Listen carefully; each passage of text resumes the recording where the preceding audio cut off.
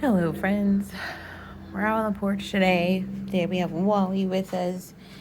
Wally's got to stay on the porch. He has a bit of a boo-boo. Yeah, he got a little boo-boo, and then little brother Moose licked it, and then it got infected because Moose is filthy. So Wally's gonna stay on the porch because he's not supposed to be really outside in the moisture, which is too bad. Ooh, a zebra longwing? Yeah, okay, that's exciting. All right, so we're making this garden tour fairly quickly because one, oh, butterfly. I don't know. There's a lot to share other than like little things, and two, it's been raining on and off and it finally stopped, so I was like, let me go. So, real quick, porch orchids starting to die off a little bit, doing good. Otherwise, I watered them today and they seem to be doing all right. You know, could be better, could be worse. I think when we brought them inside for the house painting, it definitely threw them through a loop. I'm very excited about that zebra longwing butterfly over here. You guys probably can't see it, but let's go outside. Wally, I'm sorry, buddy. You got to stay inside. You got to stay here. Okay? Okay, let's go out. Well, I guess you can come out. Just don't get wet. I don't know if that's possible. Can you do that? Usually Wally likes to stay clean, so I think we're okay. So, let me see. I want to show you guys. This sweet almond bush is doing incredible with all of the rain we've had. You guys probably can't make it out, but there are hundreds and hundreds of bees out here enjoying all of the recent flowers and efforts that all of the rain have helped this bush just generate huge amounts of flowers. And I want to go over here and show you guys. It looks like it snowed over here because these are all the flowers that have fallen. Ooh, what you afraid of, Wally? It's okay. These are all the flowers that have fallen from all of the rain we've gotten. But I mean, it is ginormous and absolutely filled with flowers, which is amazing. I can't get over how incredibly profuse the blooms are right now, and I'm hoping the pollinators, wherever they're making their honey, are loving them. So that's really exciting. In other terms, this area is still kind of my hot mess area. I got kind of frustrated the other day because I keep trying things and they're not working, and I'm learning from the mistakes, which is apparently endearing. But like these sunflowers, first off, thought I only planted one. Apparently I got two. I had a squash plant in there. Something ate it, like literally ate the whole plant. Didn't plant that tomato, but I'm assuming it's one of those. And I'm not convinced that this isn't another sunflower, but I don't know what it is. So something went wrong. These, I'm torn because I have like these are carrots and stuff in here that have been growing, but none of the peppers that I direct sowed when I did them with compost, without compost, none of them have really taken off. A lot of them die off, and let's be honest, it's July in Florida. It's not going to grow anytime soon. So I've actually gone ahead and I'll show you. I haven't really done much with these two tomato containers. This one's doing good. We just harvested a whole bunch.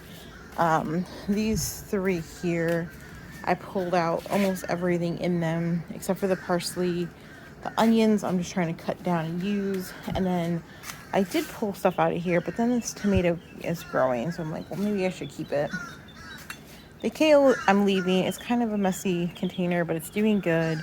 I've been harvesting it, and you can tell we did some good harvest recently. So I'm kind of just laying low for a little bit with these bins because my they're backwards right now, but the pepper seedlings that I'm trying to grow myself are doing great, I think. Better than I guess they could be. So they're kind of in indirect light. They're kind of getting they're getting water right now because it's raining every day, but I had them in a tray that I could water when it wasn't raining as much. So hopefully those will get bigger and go into the GreenStalk or green. Oh man, they'll go into the EarthBox and the City Pickers in a couple months. I don't know, soonish hopefully. And I'm getting mixed up with my GreenStalks because these are what I really wanted to talk to you guys about. So we're about 2 months in, maybe a little bit longer, I think, at this point, of GreenStalks on an automatic watering system versus non-automatic watering system, and they're doing great. I'm a little bummed because the swallowtails have been laying eggs, and like I know there's caterpillars in there. I see the caterpillars when they're little babies, like maybe 2 or 3 days old, and then they disappear, which means something, I'm assuming there's wasps or something in here, are eating them. And I did find a few chrysalis mixed in here and there, like when I've been harvesting basils and stuff like that. But yeah, it's pretty sad. My sweet potato is obviously crushing it and is sprawling, and it's starting to expand this way. So I know it's getting plenty of water. So hopefully we'll get some sweet potatoes out of this. These planters are really just kind of like catch-all things, but I'm excited because like some ginger that I had started from the store, which I was like kind of giving up on, finally taken off and is doing good over here, which is funny, but we'll talk about that later. Ooh, oh no, I didn't see this one. Look at that. That's new. Aww. I don't know if, I think something ate that one. Well, that's too bad. I've been cutting back a lot of the milkweed lately because, one, it has a bunch of these pain in the butt little guys on it, and two, when it starts going to seed and there's not really a lot of leaves on it, I try to cut it back anyways because, you know, we can harvest the seeds and reset the milkweed to get all the germs out. Now these little gems over here are sugar cane cuttings from my parents' house, which, you know, I wasn't sure if they were going to make it because a certain moose keeps trying to dig them up and take them as sticks to chew on, because that's what we're growing them for, so the dogs can chew on them. But with everything going on, he hasn't gotten over to these too much lately, so they're actually starting to take root, so that's great. My butterfly planter is doing great. This is the Dark Desire Rose, which I did cut back because it was getting kind of crazy. But you can see all the red is the new growth, so lots of that. Milkweed, you can tell I cut back and it's already starting to regrow, which is fantastic. I'm trying to clear some of this tomato that's randomly growing in here. I think there's some you can see popping up back there. It just keeps growing. I don't know what to do with it. So one thing at a time. This container, I'm trying not to fuss too much with because these are the peppers that I did direct sow that didn't immediately die off, and they look okay. They don't look spectacular for how long they've been in here, but they're alive, and that's not nothing. So I'm leaving them in there. And then this basil is one of the ones from the Sprouts Market, and it's doing phenomenal. So I'm trying to harvest as much as I can. Probably gonna try and make some bulk pesto here soon, just because I've got a lot of it, and you know, before it goes to seed. Threw some like random plant stands back there. I need to figure out what to do with the fence line because there's a lot of weeds starting to crop up despite my cardboard barriers down here. So we'll see. This is, which one? This is my Double Delight Rose. Had to think about it. And I need to do some weeding in it, but it's mostly doing okay. Got some beautiful blooms off of it like a week or two ago. But this milkweed, you can tell it's going to seed. There's bugs in it and whatever, but I'm gonna let the seed pods finish up and then I'm gonna hack it back so we can get some fresh milkweed in here. This container, I don't know, we're gonna work on it, but I think I'm gonna wait at this point to really do anything until the fall. That being said, these containers over here, okay, so if you guys remember, or actually here, this is my Mr. Lincoln Rose, which looks beautiful. It's been taking a bit of a beating out here with all the rain, and then this is my red Intuition Rose here. Okay, stuffing back over here in the papers. So if you guys look at last month's check-in, there were crazy amounts of onions, like the green onions in there. And I was getting really worried because I was like, man, I'm not really seeing a lot of my red intuition. It's, like I'm having a hard time with it. And I was harvesting like, 1 or 2 green onion stalks at a time. And then I really started looking at it. I was like, man, the green onion's kind of taking over that bin. So I ripped up huge amounts of green onions from both of these and froze some, gave some away. Honestly, I put some out on our corner and they disappear. So it was clear that this red intuition had definitely lost some of the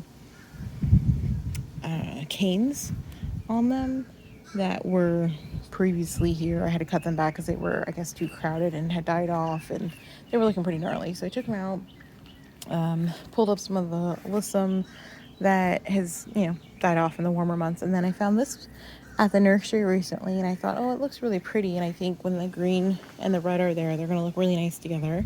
So supposedly that'll last really well and be a nice spiller for the summer months and the warmer months, which I like the spillers a lot. So practice with one, we'll see if it transfers.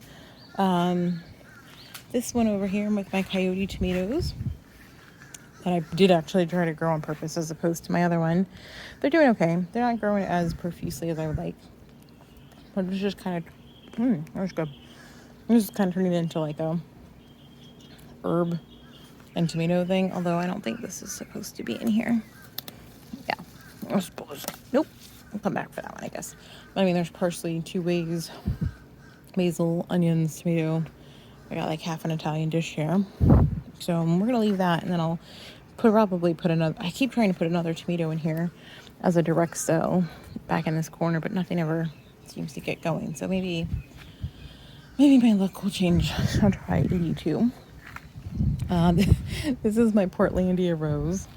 It's these canes on these roses that I got from Heirloom Roses.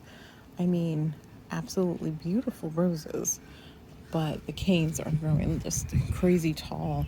So I keep cutting them back. So like I had a few like this, and I cut them back like here just because I don't know, it keeps growing this way. I'm going to try to do better, I guess. I don't know. This one this container here, this city picker, I previously had quite a bit of like last summer I had Malabar spinach. I'd heard a few different things like squashes and stuff, and it hasn't really, nothing really did really well because it's kind of like a mixed, like there's this tree here, there's this tree here, the crepe myrtles. So it's kind of in a weird area sunlight wise. So I figured I'll just do another pollinator one. So we got a pink, a raspberry, I guess maybe butterfly bush, which if you guys aren't familiar, this one, which is, I don't know, it's a little, it just cut it back not too long ago. It's a popular plant for butterflies. And then I tried some other plants that I don't entirely think I've grown before or really know what they are, but they looked pretty, and I really liked this kind of airy white one. That was cool. Our Granada Rose, which I clearly need to deadhead, it's doing great. I did also clean that out a little bit, and then our cat whiskers from last year came back to life and are making some beautiful cat whisker blooms for us over here. And then I did just want to show you guys this area. So this is our kind of normal butterfly pollinator plant area. Unfortunately, when they painted the house, we did have some casualties with the jasmine a little bit, but it's coming back okay. And then I put this plant in. I don't know. I've never grew it before, but I like that it was pink and yellow because that's like one of my favorite combinations, as you might have noticed from over here. So the gold dust is doing okay. I'm gonna try and rotate the container, I think, because it's like, I think it might be getting a little too much sun over here. I'm not really sure, but it's doing great. The salvia is doing good. What are those? The pentas, I think, over there. They're not pentas. It'll come to me. They're doing okay. I'm pretty sure this is Amaranth, which I did not plant here, but it decided this is where it wanted to grow. So, you know, let it grow if that's where it wants to grow. This tomato plant over here is pretty much done. This is the coyote tomato plant that it self-seeded over here. We've harvested about as much of it as we can. I'm going to be ripping it up here. But I was just curious with all the rain if anything else was going to come up new growth-wise. We'll see. Something new that's been here since your last check-in is this trio over here. So I just extended the drip line. So this is different than the automatic watering system that all of these containers are on. This is more like what the GreenStalks are on, where they have like the little gallon per hour, 2 gallon per hour drippers. But this is the Joseph's Coat Rose. That's also my third one from Heirloom Roses that was previously on the fence line.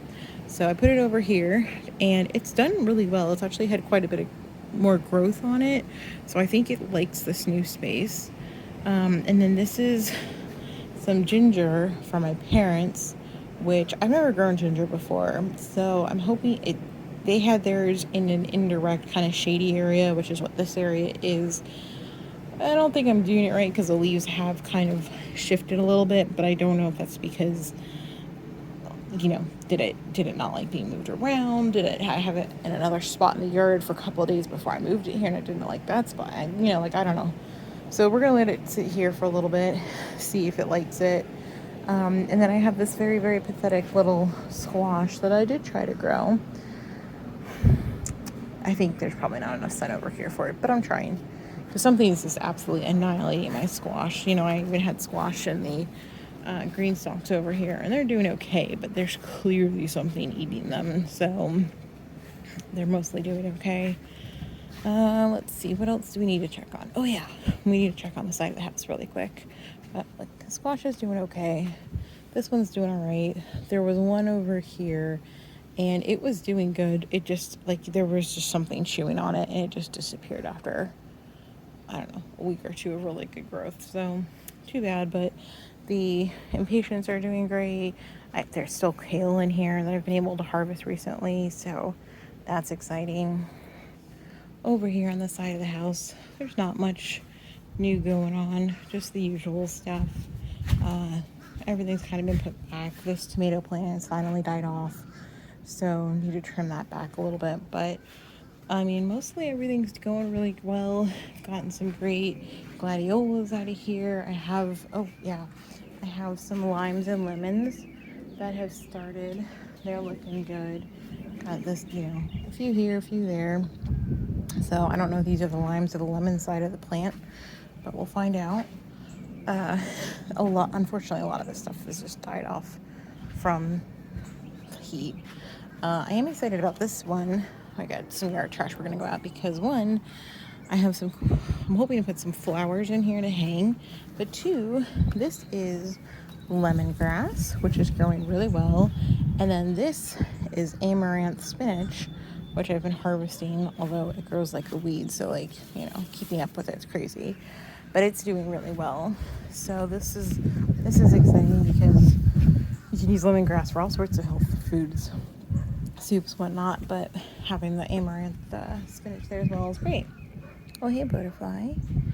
Yeah, beginning to think some of these butterflies have really poor navigation skills, because a few of them, or maybe it's the same one, I don't know, have bonked into me several times in a row, and I don't know if they're just friendlies, maybe I raised them in the past, I don't know, but got some deadheading I need to do over here, obviously.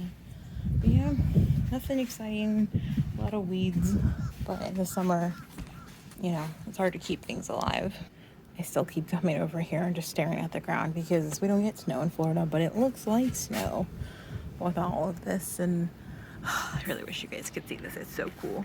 So many bees and butterflies and everybody enjoying this almond bush. I mean, hands down, if you don't really want to have a high maintenance plant that can help the pollinators and you're in a somewhat tropical location, if you can put a sweet almond bush in, I mean, literally hundreds and hundreds of bees are here right now, And it's really just because this plant thrives on all of the moisture from the rain soaking into it and producing these incredibly fragrant blooms, which honestly smell like almond. So that's why they call it the sweet almond bush. You don't actually get almonds out of it. You get the smell of almonds though. But the pollinators, I mean, going bananas, absolutely bananas for it. So it's really enjoyable to come out and watch, and it's honestly nearly impossible to kill this thing anyways, so it's gonna be here for a long time to come, I think, even after we move out. So yeah, thanks for checking in on the garden with us. Apparently today we have monarchs, we have the zebra lungwing butterfly, all sorts of different bees. Oh, fluffy Wally.